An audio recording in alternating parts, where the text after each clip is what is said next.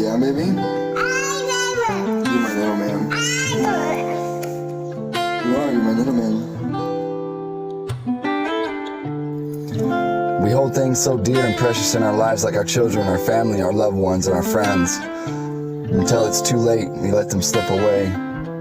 This is about a time in hardship when I had almost lost my son.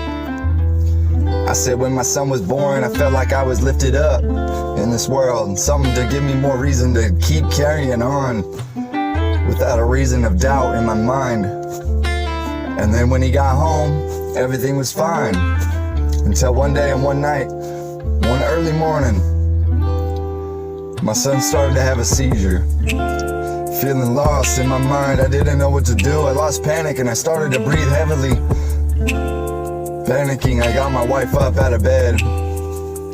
And when she saw our son, she began to panic herself. We raced to the car.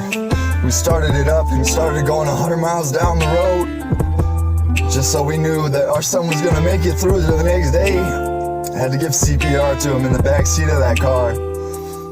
Rushing into the hospital with them doors wide open. Panicking, I scream out, "Can anybody help us, please? My son is seizing up and he's starting to begin to have a stroke."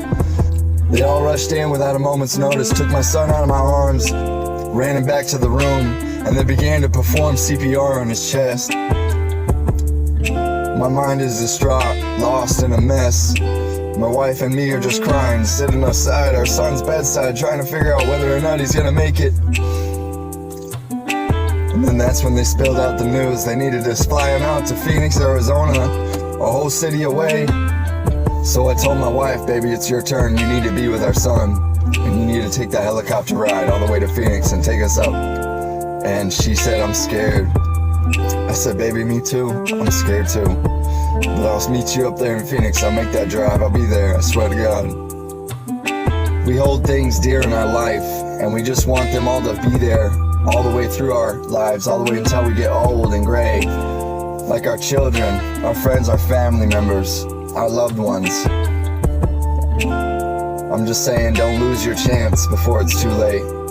Make sure that you make that drive. You give them that text. You say, hey, you check up on them. You make sure they're okay before you too lose someone that you hold dear to your life. Now my son is 1 year old and he's doing so great in life. I couldn't be happier. I praise Jesus every night for the chance that he gave my son for a second life. You're my little man. You're my little man.